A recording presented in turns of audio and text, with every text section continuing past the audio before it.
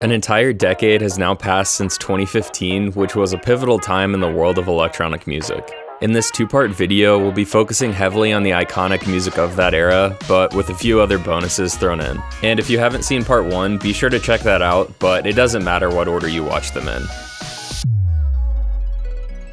To get things started, we can't mention 2015 without talking about Valentino Khan and his track Deep Down Low. I don't think that there was any track more heavily played out by basically every DJ that year. You literally could not escape it. Yo, drop that ass deep down low, deep down low, deep down low, deep down low. Skrillex released his remix of Red Lips, and I would consider this to be one of the most timeless songs of this era. Red lips always lie. Let's go! In 2015, Whatso Not released their final EP with Flume as a member, the Gemini EP. Flume would go on to focus entirely on his solo project, which landed him a Grammy the following year, while Emo instead took over the reins of Whatso Not. Flume also released one of my all-time favorites that year, Some Minds with Andrew Wyatt of Mike Snow.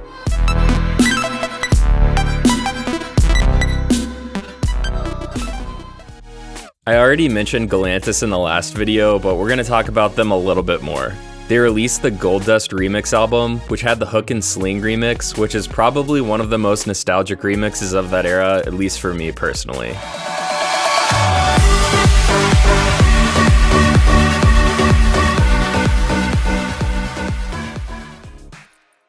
Big Gigantic was literally everywhere in 2015, and they released some major tracks like Get On Up, as well as Good Times Roll with Grizz.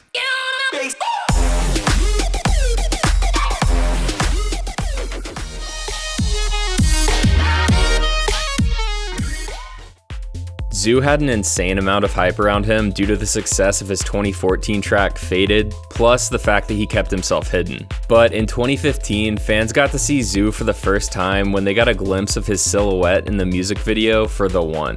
But we wouldn't fully know what he looked like until later. But the biggest Zoo news of the year came in the fall when Zoo released a collab with Skrillex called Working For It.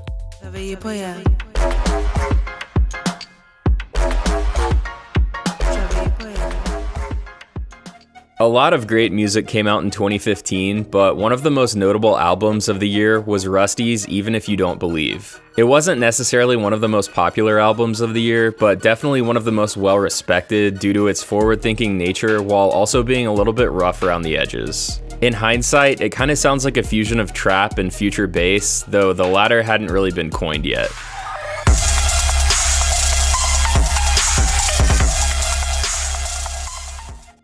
2015 was also a big year for the emergence of artist-run labels. Grizz launched All Good Records, though they're no longer active. However, Odesza launched Foreign Family Collective, and Chami launched Confession, both of which are still active 10 years later. A lot of artists who are now huge in 2025 were just beginning to get a foot in the industry 10 years ago with their breakout tracks. San Holo had one of his first big hits when he released the iconic track We Rise.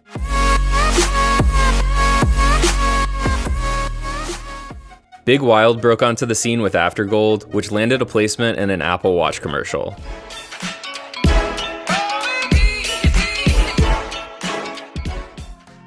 Miha and Ghastly made waves with their track Crank It on Ausla. Hey yo, crank it!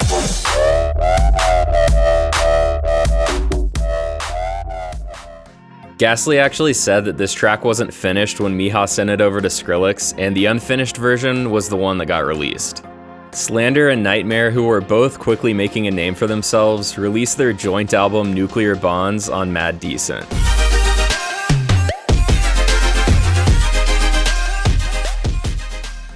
Miramasa was blowing up with his track Lovesick.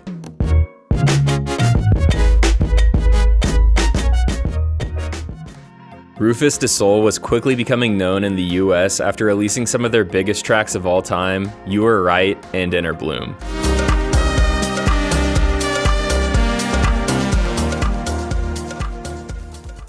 Jaws was continuing to capitalize on the success of his 2014 breakout track Feel the Volume by releasing even more bangers in 2015. This included Squad Out with Skrillex and Rock the Party with F-Word.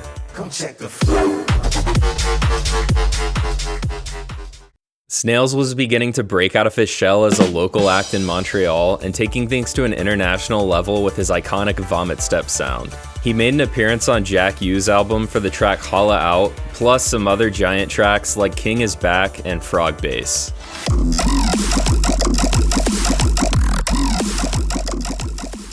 Calvin Harris had yet another radio hit on his hands with How Deep Is Your Love, a collab with Disciples. How deep is your love? But he made even more headlines that year when it was revealed that he was dating Taylor Swift, but they would go on to split up the following year. Yellow Claw was nearing the peak of their career as they released their debut album, Blood for Mercy. And we can't talk about Yellow Claw without also talking about the impact of their record label, Barong Family. Cesco was probably one of the hottest Barong artists of the year, with tracks like his remix of The Dopest by Moxie.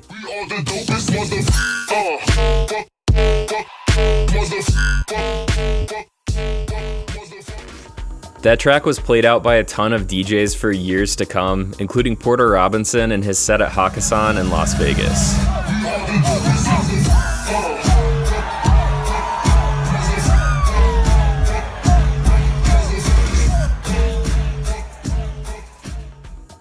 Some other huge Cesco tracks that year included Wylan, as well as Smack with Mike Cervello. Everybody put your hands in the air.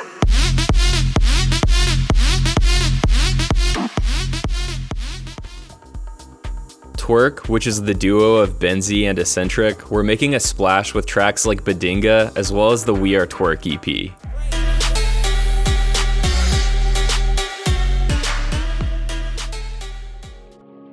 Snakehips released one of the biggest songs of the year, All My Friends with Tanashi and Chance the Rapper.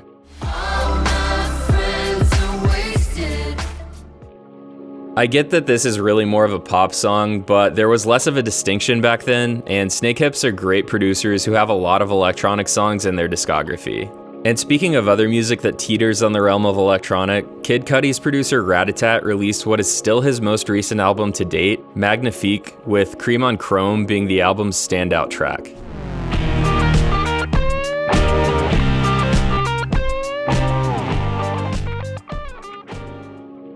The Prodigy made a big return in 2015, releasing their first album since 2009, called The Day Is My Enemy.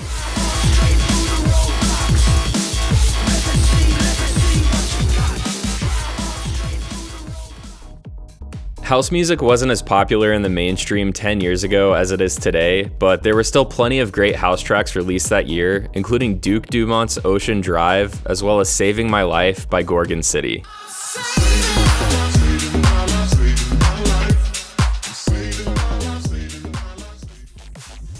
A handful of already well-established dubstep producers released albums in 2015. Flux Pavilion released his album Tesla. Excision released Codename X. Now throw your X up. Kill the Noise released his debut album, A Cult Classic.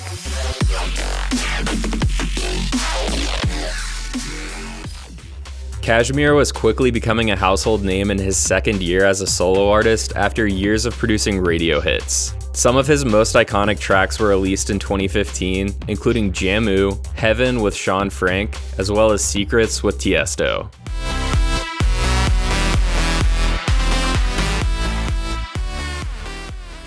In 2015, you literally couldn't turn on the radio without hearing DJ Snake and Bipolar Sunshine's track called Middle.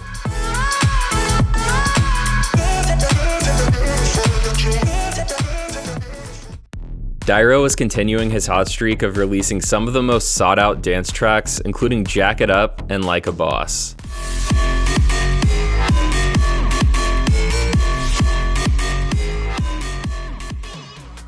Grammatic released one of the best future funk tracks of the year with Corporate Demons, which would appear on his album the following year.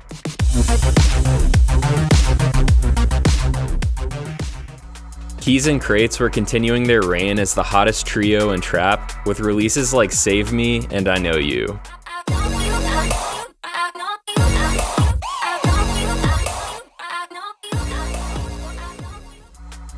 Grand Theft was also one of the bigger trap artists of the time, and in 2015 he released the Quit This City EP.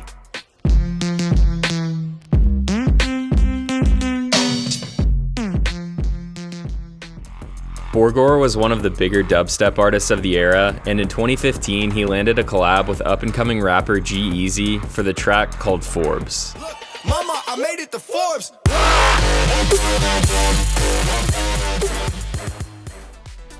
2 years after Swedish House Mafia's breakup, 2 of the 3 members teamed up to form Axwell Ingrosso in 2014. 1 year later in 2015, they released their one and only album, More Than You Know, featuring enormous tracks like Sun Is Shining and On My Way.